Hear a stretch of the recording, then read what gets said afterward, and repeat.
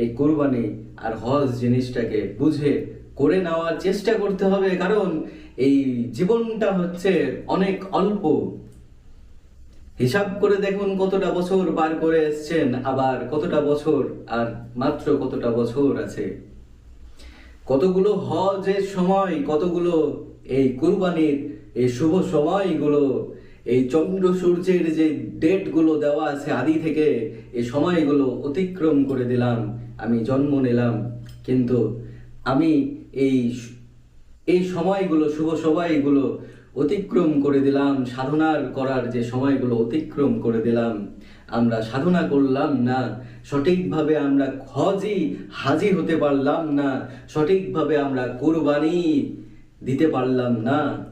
তাহলে কিন্তু আমাদের এই জীবনটা কিন্তু আর কি হবে মানব জন।